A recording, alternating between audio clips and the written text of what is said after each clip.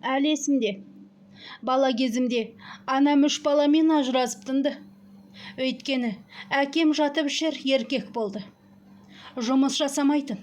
Әкемді анам 10 жыл бағып, одан кейін қуып жіберді.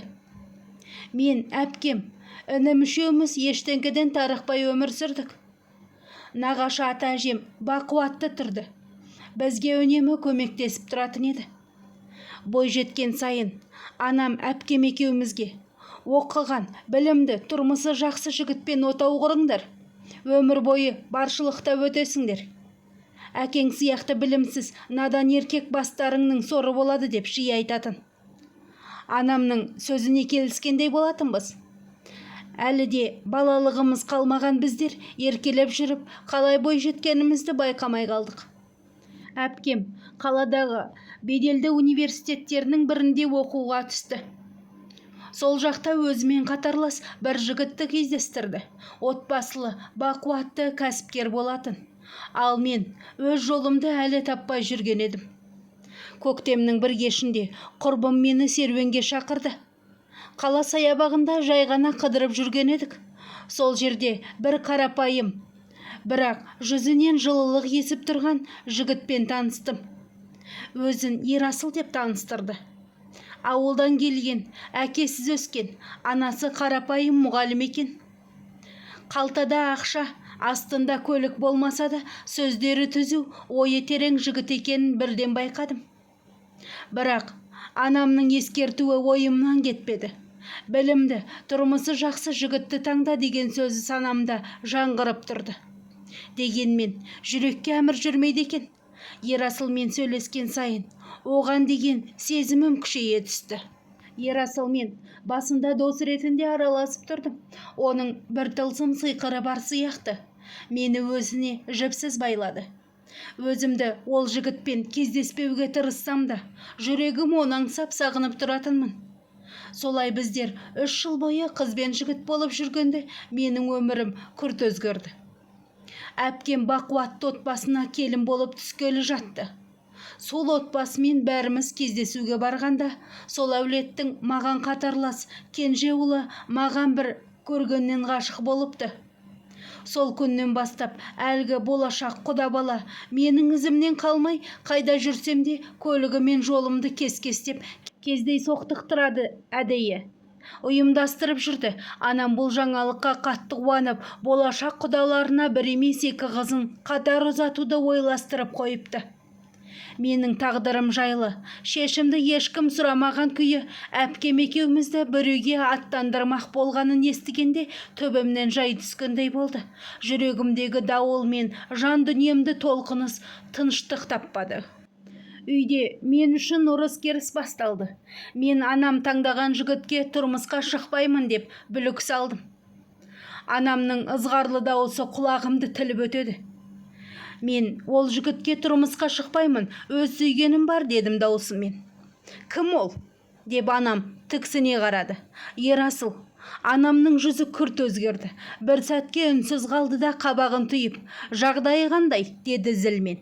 Жауап беруге асықпадым. Білемін, Ерасыл бай емес, әкесі ерте қайтыс болған. Өзі жұмыс деп анасы мен бауырларын асырап жүрген біреу. Ол мені ешқашан хан сарайында ұстай алмайды, бірақ мені шын сүйетініне сенімдімін. Ол жақсы адам. Апа, дедім ақырын.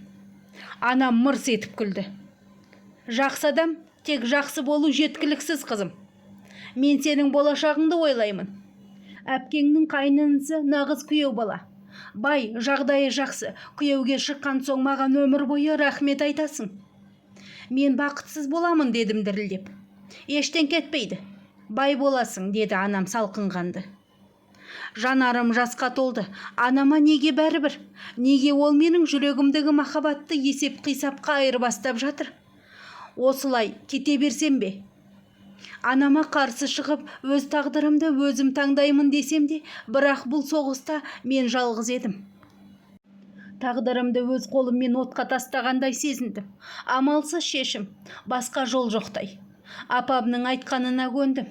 Әкемнің бақуатты қайнынысіне тұрмысқа шығуға келістім. Қалайша келіспейін, артымнан қалмай жабысып жүрген сол бай жігіт.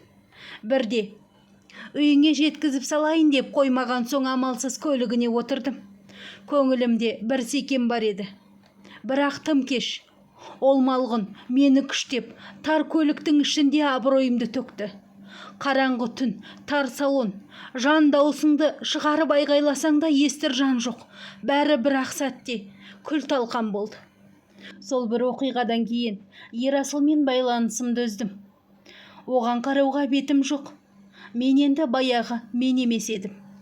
Той алдындағы түн мен үшін ең ауыр түн болды. Ерасыл күнде есігімнің алдына келіп, менімен сөйлескісі келеді. Бірақ мен үнсізбін. Қалай айтам, қалай түсіндірем, қалай бәрін қайтарам. Ұзатуыма бір күн қалғанда телефоным шыр етті. Жүрегім қас айырылса да, оған бәрін айтуға бел будым. Неге маған бұлай істедің, деді ол сыбырлап. Даусымнан мұң сезілді. Мен үнсіз қалдым. Сосын дірілдеген даусыммен болған жағдайды бүге-шігесіне дейін айтып бердім. Ол үнсіз тыңдады. Содан кейін телефонды тастай салды. Сол сәтте жаным тағы бір рет өлді. Ерасыл мен сүймеген екен. Егер шын сүйсе осылай үнсіз кетер ме? Ең болмаса бір ауыз сөз айтпады ғой деп төсегіме басымды жастыққа көміп жыладым. Таң атты. Той. Айнаға қарасам көзім ісіп кеткен. Қанша бояса да қайғыны жасыру мүмкін емес. Әпкем бүгін ең сұлу, ең бақытты қалыңдық. Ал мен болсам ең бақытсыз қалыңдық едім. Тойханада салтанатты отырыс қызып жатқан еді. Қонақтар жайғасқан, асаба көтеріңкі дауыспен тілектерін жаудырып, зал күлкіге толып еді. Бірақ менің жанарымда мұң. Кенет есік ашылып, ішке бір сәт бөгелместен кірген адамды көргенде денем мұздап кетті. Ерасыл. Ол қонақтардай сәнденіп, костюм шалбар киіп алған, бірақ жүзінде сабырсыздық бар. Көздері найзағайдай жарқ етіп, асабаның қолындағы микрофонды жұлып алды. Менің неше жыл жүрген қызымды күштеп келін етпек болғандарыңызға ұялмайсыңдар ма? Деді де даусын қатайтып. Зал іштей сыбырласып, бәрі аңтарылып қалды. Менің жүрегім тарсылдап, дем ала алмай қалдым. Ол менен аяғы ауыр, қазір мен оны алып кетуге келдім. Зал тым-тырыс болды. Анамның түрі бозарып кетті. Жанымда отырған күйеуім, менің күйеуім. Жаңа ғана некем қиылған адам Ерасылға суық көзбен қарады, бірақ ештеңке де демеді. Ерасыл менің қасыма келіп, қолымнан шап беріп ұстай алды. Жүр. Менің басым айналып кетті. Бір сәтке артымда отырғандарға қарадым. Ешкім бір ауыз сөз айтпады. Тіпті жаңа ғана күйеу атанған жігіттің өзі кетсең құры дегендей мұздай жанарын қадады. Мен ешкімге керек емеспін. Ерасыл ғана мені алып кетуге келді. Ол мені қапсыра құшақтап, залдан сүйреп шығарды. Айналамнан сыбыр-сыбыр дауыстар естіліп жатты. Сол түні мен Ерасылдың үйіне келін болып түстім. Той көйлегіммен көз жасым кеппеген күйі. Анам бұл қылығымды кешірмеді. Ол менімен ат құйрығын кесті. Арада 10 жыл зулап өте шықты. 4 баланың анасы атандым. Күнделікті тіршілік, бала-шағаның қамы, үйдің шаруасы. Бірақ жүрегімнің бір түпкірінде сағыныштың сыздаған ізі қалып қойды. Ол анама деген сағыныш еді. Ақыры алғашқы қадамымды өзім жасауға бел будым. Ерасыл екеуміз анамның үйіне бардық. Есік ашылған сәтте анам баяғыдай суық жүзбен қарсы алды. Оның қатқыл жанары жүрегіме найзағадай болып қадалды. Бірақ інім қуанды. Ол мені құшақтап сағынғанын айтып, жанымды жылатып жатыр. Үйге кірген соң амалсыз ет асып бізді жайғастырғандай болды. Дастархан басында інім қуаныштан жаңалығымен бөлісті. Келін әкелемін, тойға сен де қатысасың. Оның осы сөзінен әпкемнің шетелде тұратынын білдім. Ол алыста, ал мен қарапайым тіршілік кешіріп жатырмын. Бір айлыққа қарап, Ерасылдың азды көпті табысымен тірлік қылып, шүкіршілік етемін. Бірақ менің ең басты байлығым махаббат. Басқасы маңызды емес.